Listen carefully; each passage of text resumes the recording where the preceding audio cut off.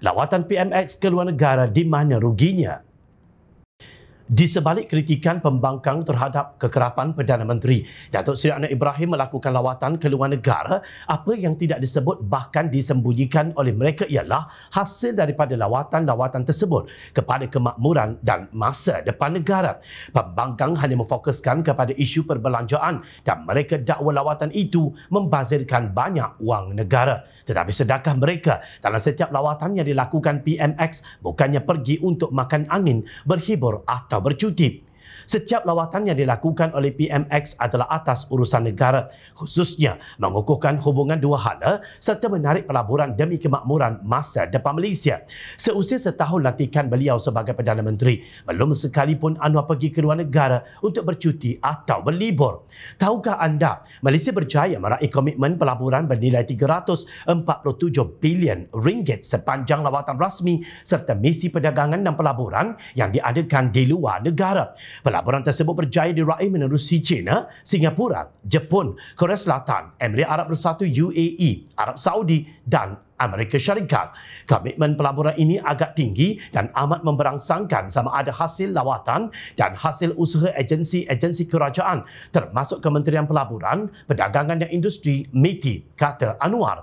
Beliau berkata demikian ketika membentangkan rang undang-undang perbekalan 2024 bagi bacaan kali kedua di persidangan Dewan Negara semalam.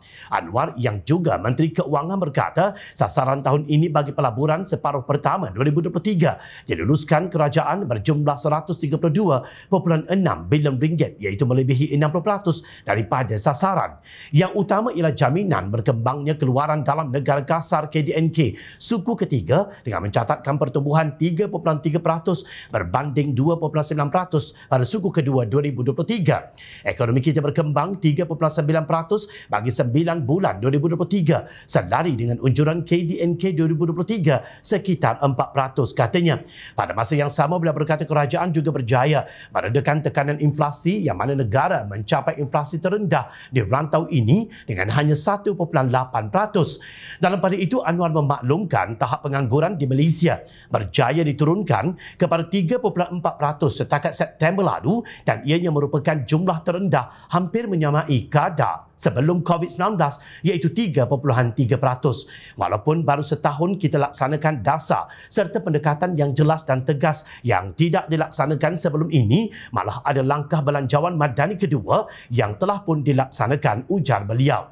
Anwar berkata rang undang-undang keuangan awam dan tanggungjawab fiskal diluluskan di Dewan Rakyat menjadi bukti ketegasan kerajaan dalam tata kelola tidak boleh dipertikaikan. Semua usaha di bawah belanjawan madani kedua akan menyusul setiap keutamaan ekonomi madani yang dicerahkinkan kepada 3 tumpuan utama, iaitu tata kelola terbaik demi ketangkasan perkhidmatan, perstrukturan semula ekonomi bagi melonjak pertumbuhan dan peningkatan darjat hidup rakyat, tegas PMX.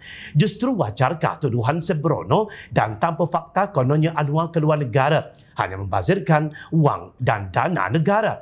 Membawa masuk pelabur selain memerlukan komitmen dan kepakaran dalam meyakinkan syarikat-syarikat besar luar negara mengeluarkan wang mereka untuk menanam modal di negara kita, ia juga bukanlah sesuatu yang hasilnya boleh diperoleh dalam sekelip mata. Sekurang-kurangnya setahun selepas komitmen pelaburan dimeterai, barulah hasil pelaburan itu dapat dilihat serta dirasai dengan terdirinya pelbagai infrastruktur bangunan dan peluang-peluang pekerjaan yang tersedia melaluinya.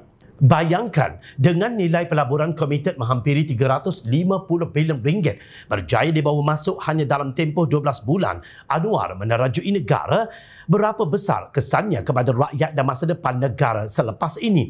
Kerajaan Perikatan Nasional dalam masa setahun bawa masuk apa? Habuk pun tak ada.